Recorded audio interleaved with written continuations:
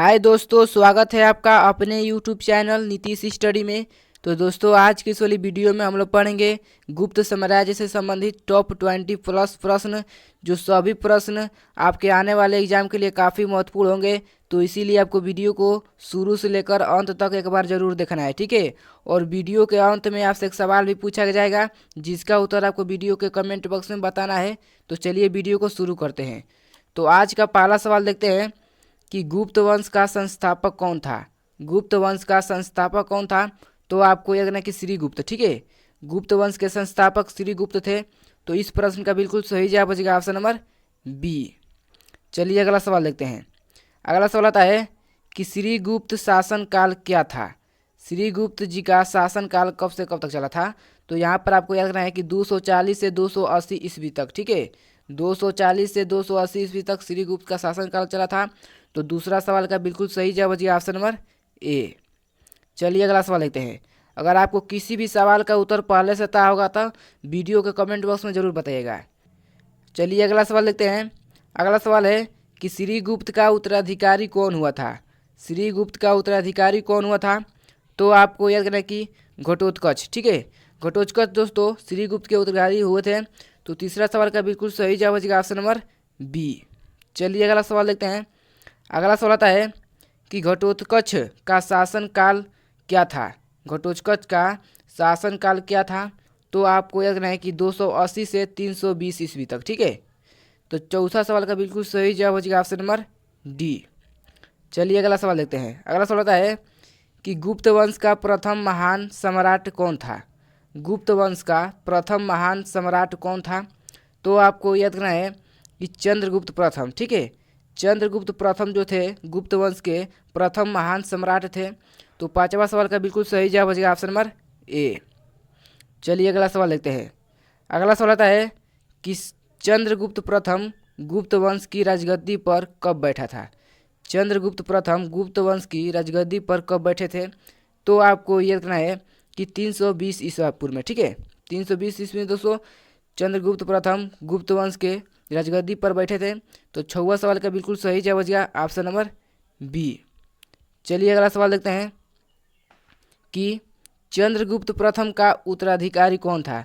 चंद्रगुप्त प्रथम का उत्तराधिकारी कौन था? तो आपको याद रखना है कि समुद्रगुप्त, ठीक है। समुद्रगुप्त चंद्रगुप्त प्रथम का उत्तराधिकारी थे। तो सातवां सवाल का बिल्कुल सही जवाब बचेगा ऑप्शन नंबर बी। चलिए अगला सवाल देखते हैं। अगला सवाल आता है कि समुद्रगुप्त कब गुप्त वंश की राजगद्दी पर बैठे थे। समुद्रगुप्त कब गुप्त वंश की राजगद्दी पर बैठे थे? तो आपको याद रखना है कि 335 ईसा पूर्व में, ठीक है।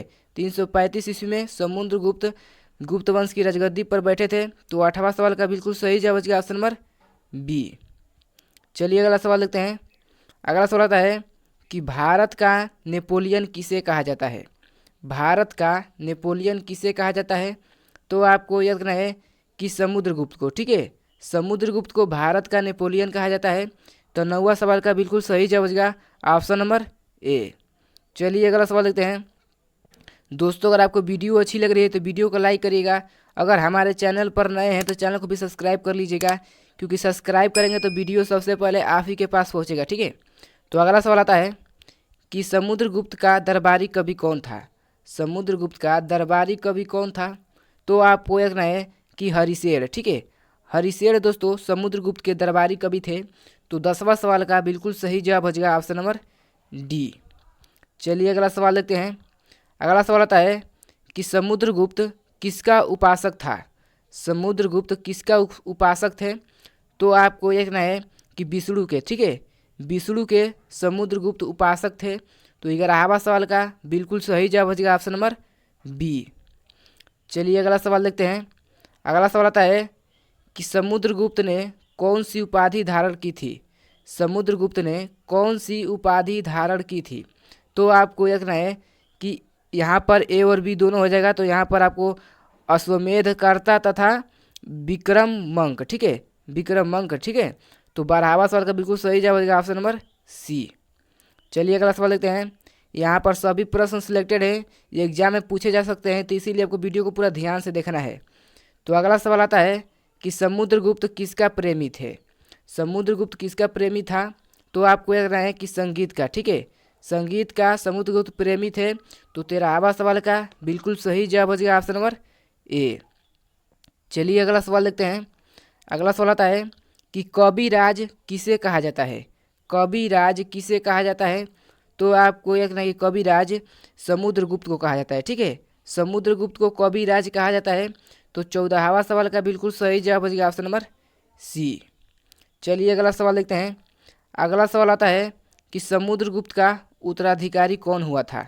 समुद्रगुप्त का उत्तराधिकारी कौन हुआ था? तो आपको याद रखना है कि चंद्रगुप्त द्वितीय, ठीक है, चंद्रगुप्त द्वितीय समुद्रगुप्त के उत्तराधिकारी हुए थे।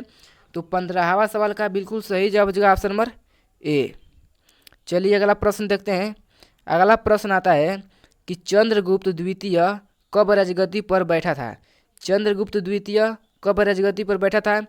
तो आपको याद रखना है कि 380 में, ठीक है, 380 में चंद्रगुप्त द्वितीय राजगद्दी पर बैठे थे। तो 16वां सवाल का बिल्कुल सही जवाब हो जाएगा ऑप्शन नंबर ए। चलिए अगला प्रश्न देखते हैं। अगला प्रश्न आता है कि चंद्रगुप्त द्वितीय के शासनकाल में कौन सा चीनी वैध यात्रा भारत आया? चंद्रगुप्त द्वितीय के शासनकाल में कौन सा चीनी वैध यात्रा भारत आया?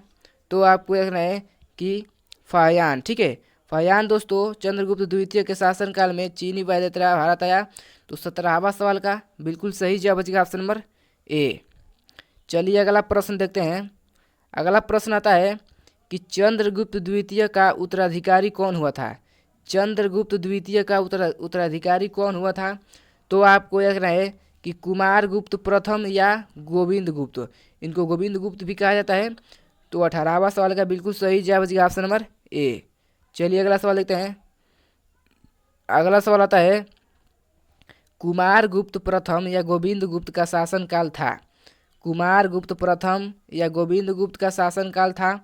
तो आपको देखना है कि 415 से 454 ईस्वी तक, ठीक है, 415 से 454 ईस्वी तक कुमारगुप्त या गोविंद गुप्त का शासनकाल था। तो 19वां सवाल का बिल्कुल सही जवाब बचेगा ऑप्शन नंबर सी। चलिए अगला प्रश्न देखते हैं। अगला प्रश्न आता है कि कुमारगुप्त प्रथम ने किस विश्वविद्यालय की स्थापना की थी? कुमारगुप्त प्रथम ने किस विश्वविद्यालय की स्थापना की थी? तो आपको देखना है कि नालंदा विश्वविद्यालय, ठीक है, नालंदा विश्वविद्यालय की कुमारगुप्त प्रथम ने विश्वविद्यालय की स्थापना की थी। तो 20वां सवाल का बिल्कुल सही जवाब बचेगा ऑप्शन नंबर ए। चलिए अगला सवाल देखते हैं। अगला सवाल आता है कुमारगुप्त प्रथम का उत्तराधिकारी कौन हुआ था? कुमारगुप्त प्रथम का उत्तराधिकारी कौन हुआ था? तो आपको देखना है कि स्कंदगुप्त, ठीक है, स्कंदगुप्त कुमारगुप्त प्रथम के उत्तराधिकारी हुए थे। तो 21वां सवाल का बिल्कुल सही जवाब बचेगा ऑप्शन नंबर बी। चलिए अगला प्रश्न देखते हैं।